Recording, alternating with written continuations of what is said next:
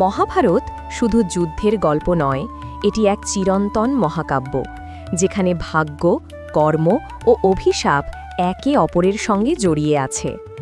আজ আমরা জানব সেই 10টি ভয়ঙ্কর অভিশাপের কাহিনী, যা মহাভারতের গতিপথ সম্পূর্ণ বদলে দিয়েছিল। শিখণ্ডীর অভিশাপ। এক সময় ছিল রাজকন্যা অম্বা। ভীষ্ম তাকে বিয়েতে অসম্মতি জানালে অম্বা প্রতিজ্ঞা করেন প্রতিশোধ নেবেন। সেই জন্মে অম্বা পুনর্জন্ম নেন শিখণ্ডী রূপে এবং ভীষ্মের মৃত্যুর কারণ হন। এটাই প্রথম অভিশাপ, ভীষ্মকে একজন নারী পুরুষ দ্বারা নিহত হতে হবে। কর্ণের অভিশাপ, পরশুরামের অভিশাপ।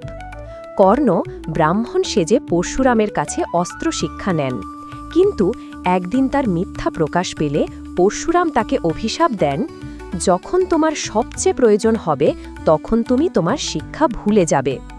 এই অভিশাপেই কুরুক্ষেত্র যুদ্ধে কর্ণ হারান তার ব্রহ্মাস্ত্র স্মৃতি। কুন্তির অভিশাপ, দুর্বাসা মুনির অভিশাপ ও বরদান। মহর্ষি দুর্বাসা কুন্তিকে এক অভিশাপ সৃশ বর দেন।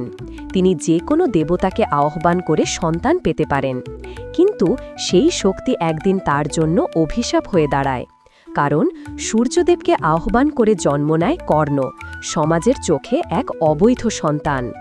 গন্ধারীর অভিশাপ। কুরুক্ষেত্র যুদ্ধ শেষে গন্ধারী শোকে পুড়ে ভগবান কৃষ্ণকে অভিশাপ দেন, তোমারও বংশ ধ্বংস হবে যেমন আমার কৌরব সন্তানরা ধ্বংস হয়েছে। এই অভিশাপেই দ্বারকা ও যদু বংশের অবসান ঘটে। দ্রৌপদীর শপথ ও অভিশাপ।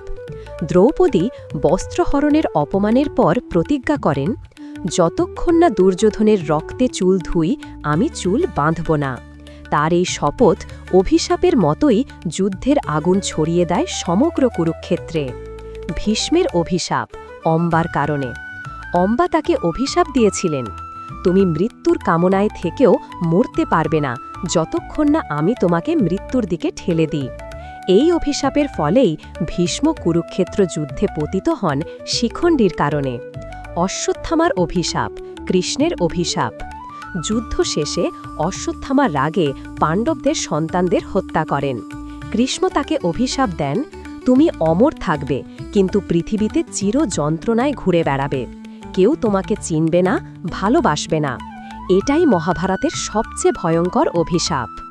দৃষ্টদ্যুম্নের অভিশাপ। দ্রোণাচার্য তার জন্মের আগেই জানতেন দৃষ্টদ্যুম্নই তার হত্যাকারী হবে, তাই তাকে এক অভিশাপ দেন, তুমি জন্ম থেকেই ঘৃণার আগুনে পোড়াবে নিজেকে। এভাবেই যুদ্ধের আগেই অভিশাপ নির্ধারণ করে দিল তার পরিণতি। শকুনির অভিশাপ। শকুনি ছিলেন গান্ধার রাজা সুবলের পুত্র। কুরু রাজবংশের ষড়যন্ত্রে তার পরিবার বন্দী হয়। মৃত্যুর আগে পিতা শকুনিকে অভিশাপ দেন, কুরু বংশকে ধ্বংস করো। এই অভিশাপেই তাকে চালিত করেছিল পাশার খেলায়, যা শেষ পর্যন্ত কৌরবদের বিনাশ ঘটায়। কুরুক্ষেত্রের অভিশাপ, ভূমিদেবীর অভিশাপ। ভূমিদেবী কুরুদের যুদ্ধের রক্তপাতে অভিশাপ দেন, যে মাটিতে এত রক্ত ঝরেছে সেখানে কোনো ফসল জন্মাবে না। আজও বলে কুরুক্ষেত্রের মাটি যুদ্ধের সেই স্মৃতি বহন করে। এই 10টি অভিশাপ একে অপরের সঙ্গে জড়িয়ে ভাগ্যের রূপ বদলে দিয়েছিল। মহাভারত আমাদের শেখায় কর্মই মূল, কিন্তু অভিশাপও তার ফলের অংশ।